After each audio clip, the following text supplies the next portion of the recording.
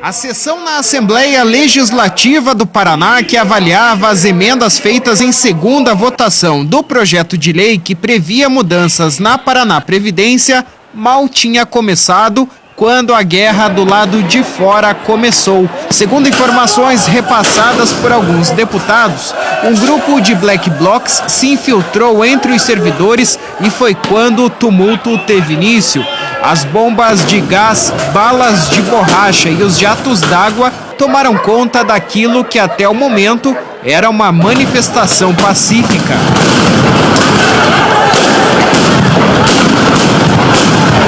Agora são por volta das 3 horas da tarde, a sessão dos deputados acabou de começar lá dentro, mas aqui do lado de fora, ó, o olho começa a lacrimejar, começou um confronto entre os policiais e os manifestantes, aqui os servidores do Estado. É muita bomba para todo lado, a fumaça começa a ficar bastante intensa e o clima de guerra voltou aqui para a Praça Nossa Senhora de Salete. Olha só o barulho todo, aí agora ó, a polícia aqui, a tropa de choque fica difícil até da gente falar. A tropa de choque começa... Nem a gente conseguiu trabalhar direito com tanto gás. Segundo a Prefeitura de Curitiba, 213 pessoas ficaram feridas em meio à confusão. Além disso, a Secretaria de Segurança Pública afirma que 20 policiais se machucaram no tumulto.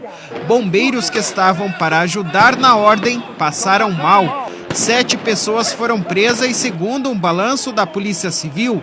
O deputado estadual Rasca Rodrigues foi mordido por um cão da tropa de choque. O cinegrafista Luiz Carlos de Jesus, da TV Band, também foi atacado na perna, mas por este pitbull na rampa de acesso da Assembleia. Eu quero pedir para o cinegrafista chegar aqui um pouquinho. Luciano Sarotti, faz favor.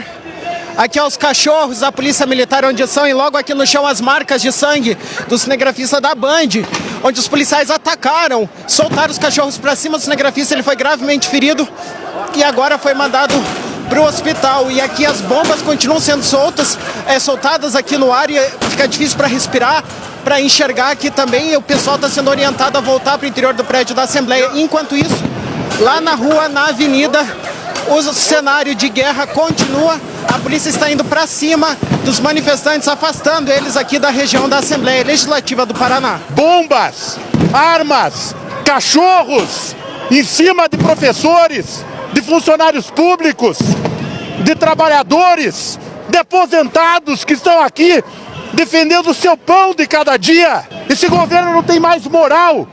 Governo Beto Richa é uma vergonha para o Brasil. Eu levei uma jateada de gás, de pimenta na cara.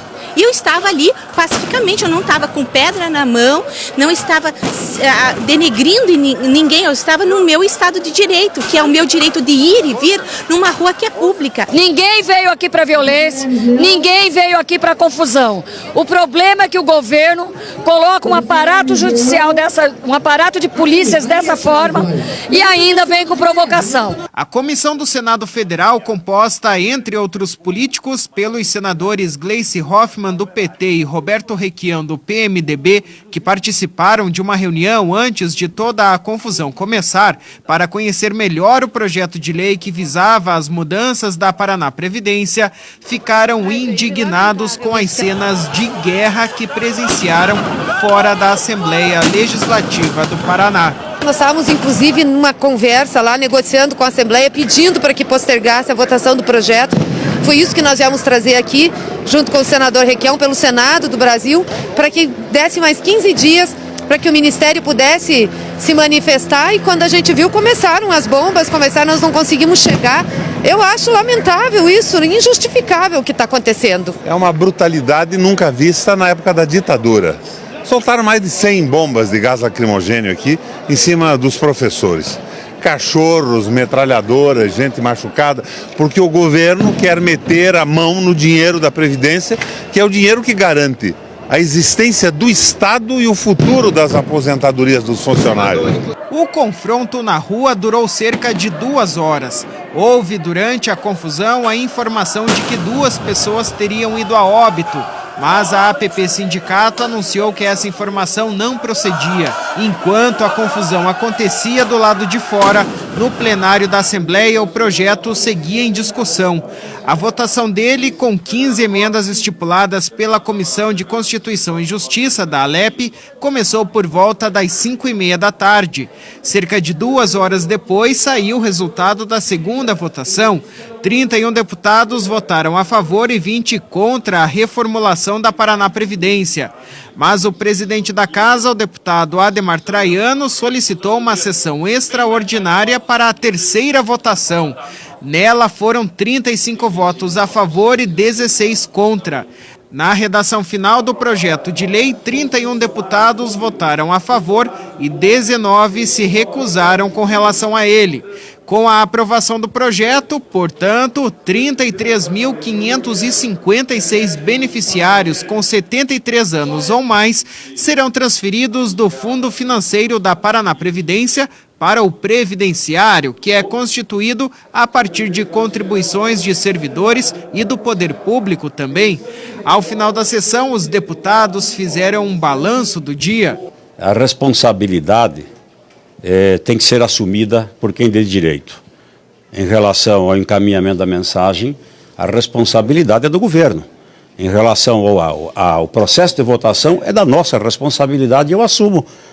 Sem nenhum temor, porque eu tenho dever constitucional, sob pena de nunca mais conseguir votar um projeto dentro dessa casa. Portanto, eu cumpri aquilo que a determinação da Justiça me impunha como obrigação. Uma tragédia. Eu acho que é uma tragédia anunciada. O que nós vimos hoje, nós poderíamos ter caminhado para um consenso com mais tempo para votação, com emendas que pudessem ser acrescidas ao projeto, que pudéssemos diminuir a tensão que aconteceu aqui. Eu acho que a Assembleia sai daqui muito desgastada. Não dá para dizer quem representa o povo num momento como esse. Eu acho que a representação popular não se faz desse jeito, sem o mínimo de sensibilidade do que está acontecendo. Dizer que isso aqui é uma obrigação de votar, dizer que não está fazendo, tudo bem. Agora, ignorar o que está acontecendo fora da Assembleia Legislativa e alguns deputados, inclusive, olhando como se nós estivéssemos num parque de diversões e gritando olha a bomba, eu acho que isso é um escárnio. O objetivo era aprovar esse projeto, o compromisso era que nós iríamos votar até o final do mês de abril. O projeto ele vai melhorar, não é, a questão que envolve a questão previdenciária no Estado.